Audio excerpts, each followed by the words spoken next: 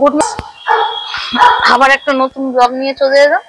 আজকের দিনটা কিন্তু খুব ভালো লাগছে আমার।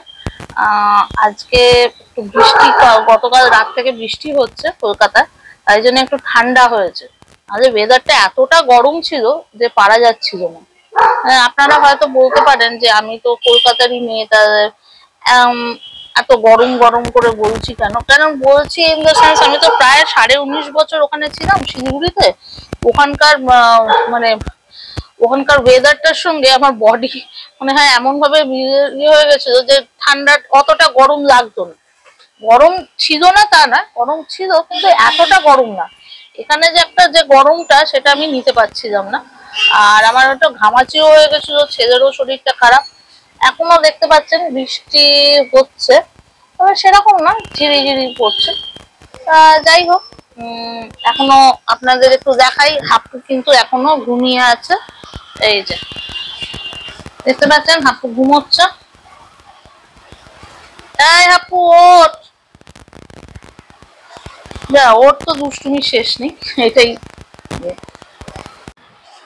এখন সকালে আমার তো সব কাজ হয়েই গেছে, রান্নাও হয়ে গেছে, সবকিছুই হয়ে গেছে। এই যে হাপ্পু এখন আবার একটু উঠছে। এটা টিভিতে একটা মুভি দেখছিলাম, মুভি দেখতে দেখতেই করছিলাম। আসল কি করব, তো কথা বলার তো থাকে না, বুঝতেই পারছেন।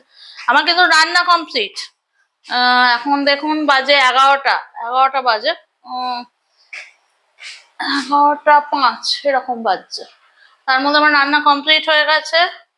ওখানে ভাতের মধ্যে আলু আছে, একটু ইয়ে করে আমি এটা নামিয়ে দেবো।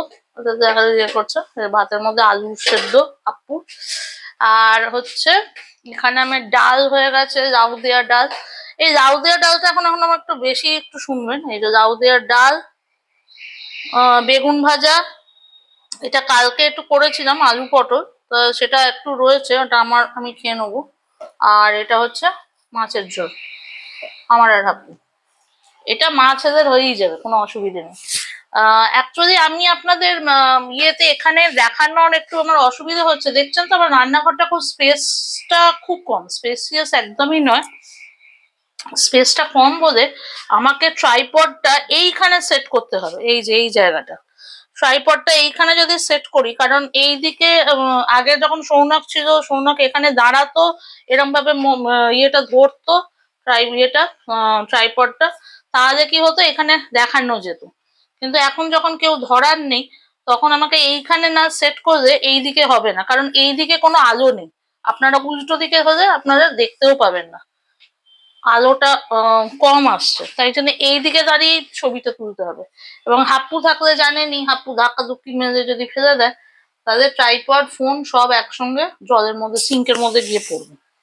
ওই আপনাদের কোনো রেসিপি দেখাতে গেলে, মানে রেসিপি যদি শেয়ার করি, দেখাতে গেলে মানে কি বিশাল বড় আমি কুক নই, শেয়ার যদি করতে চাই তাহলে এইরকম ভাবেই করতে লাগবে যে হাপ্পু ঘুম থেকে ওঠার আগে আমাকে ছবিগুলো তুলে নিতে হবে। বা হাপ্পু স্কুলে গেলে তো আমি ওখানেই বসে থাকি, ফিরি না, তাই জন্য আর কি নেই।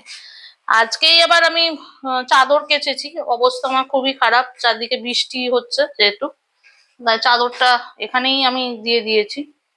এখন এখানে ফ্যানটা চালিয়ে দেবো, ফ্যানটা চালাইনি এই জন্যে যে একটা আওয়াজ হয়, ওদের অসুবিধে। এই যে দেখুন বাইরে আজকে হচ্ছে রেনি ডে, রেনি ডে ভালোই। হাপ্পুর তো এমনি স্কুল ছুটি, রেনি ডে।